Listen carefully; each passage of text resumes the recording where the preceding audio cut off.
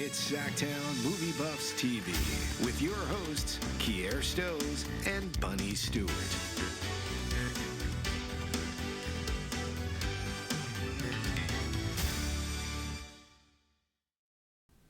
And welcome back to another edition of SacTown Movie Buff Television. Once again, it's your host, Kier the Critic. And your bestie, Bunny Stewart. And today in the studio, we have an actress who is also making her directorial debut, or budget directorial debut, I should say. Nicole Berry, how you doing today?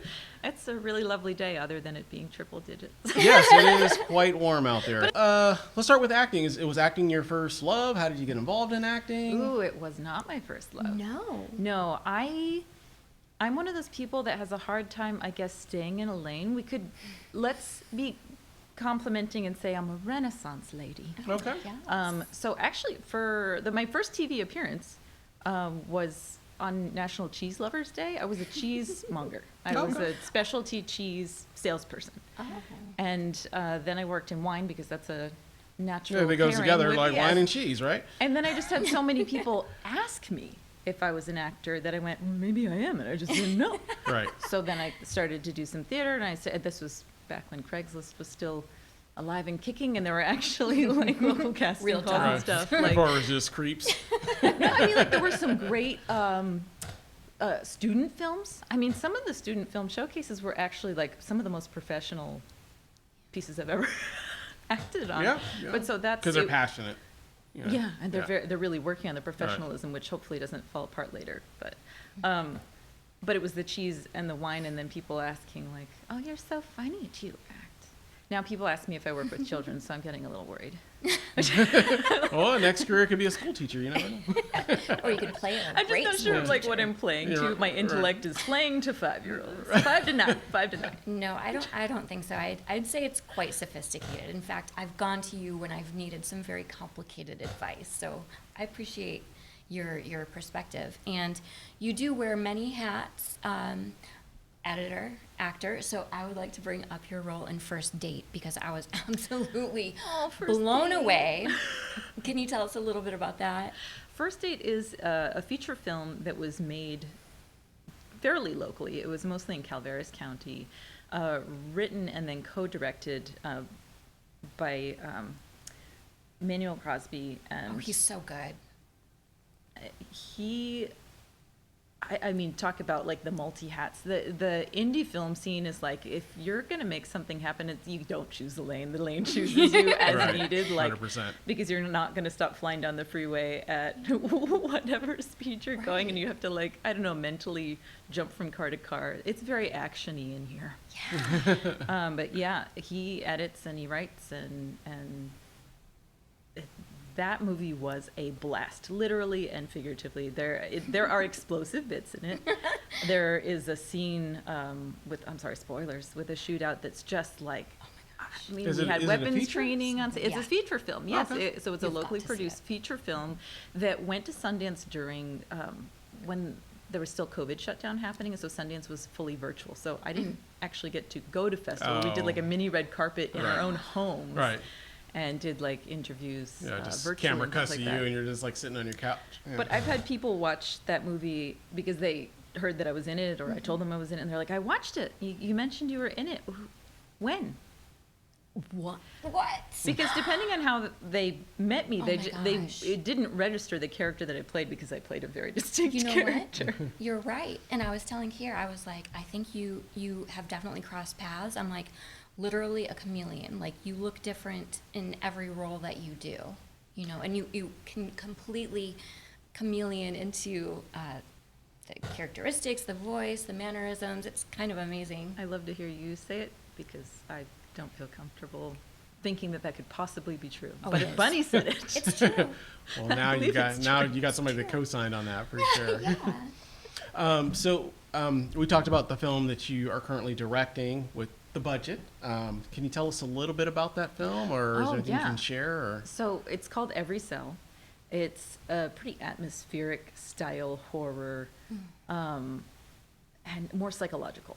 Ooh, I love psychological horror.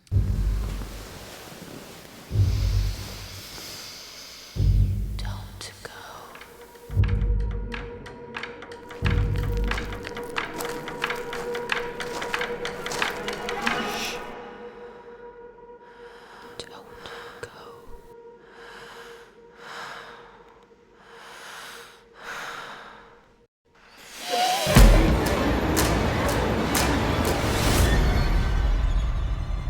Is that film completed, or are you still in post? Or? So I performed in it in the material that we have so far. Okay. And that's all proof of concept, because actually Leah Finity is planning to come on board, and she was also in First Date. And she's pretty well known in the Sacramento region. Like, she's a really solid actor. Yeah. And so the storyline is basically a woman wakes up to a demon in her home, basically like living her life. It's her demon doppelganger.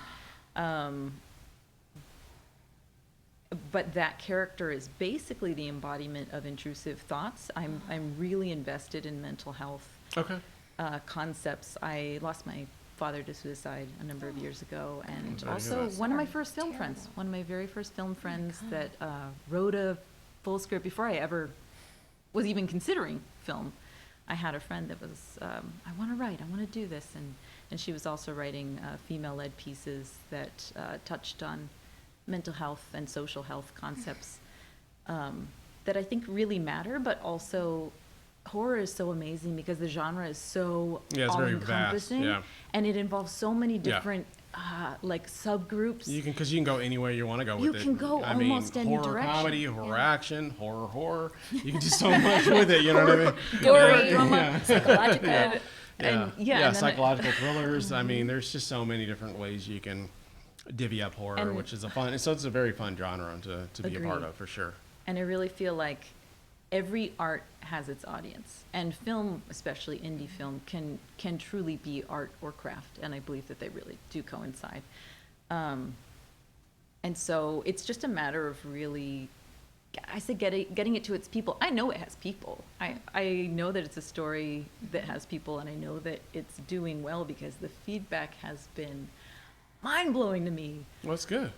Did you get to see any of the materials? I have not. Okay. I have not had a chance. I'll make sure you get those. Yeah. So it is completed then? Paul Newton told me. No, it was so incredible. only the proof of concept stuff. Only the proof. I got it. Okay. And so that's what we're using to like get through the rest of production. Got it. So yeah. So it helps with like some of the crowdfunding and that. Yeah. And that's also, I'm not a big networker, but I am very much mindful of community. Yes. I think it matters a lot, and I feel like after that Sundance experience and after the COVID shutdown, like community is like kind of halting. It's kind of bad traffic. Like I'm in, I'm out. I'm in, I'm out. Yeah, it is very much so after COVID. tentative. Everybody's trying to get back to some sense of normalcy. I'm sorry, I shouldn't even bring it up. We should. Well, now we're gonna have a trigger warning that COVID was mentioned. Yeah, no, you're fine. My brother's like, don't talk to me about it. I don't want to think about it. No, like, 100%. So obviously you're still doing acting in addition to making this film. If anyone would want to get a hold of you, if they want to reach out to you for either acting, editing, or maybe even directing, if they have a script, what's the best way they could reach out to you, and how would they be able to contact you? I mean, messaging on Instagram's probably the easiest, and it's the same handle for Facebook and Instagram, which is just actor Nicole Berry, but berry like a strawberry. Yes. So Berry. Right. Not very like. Because I'm so sweet. Barry Bonds Manilow. or something. Yeah. There are a lot of different spellings, but it's the edible one. Yeah. Yes, the edible berry. Yes, very much. Well, we thank you so much for being on the show today. I'm definitely very interested to see where the film goes, and once it's completed, maybe we have you back on again so we can talk a little bit more once the film is completed and kind of where it's going, because I'm sure there's going to be a lot of people that are going to be interested in the process and the journey of this film. So, if anyone wants to check out what's going on with the film and keep tabs on that, for the next month there is a Seed and Spark campaign. Okay. And that's very easy and very searchable, but it's seedandspark.com/fund/every-cell.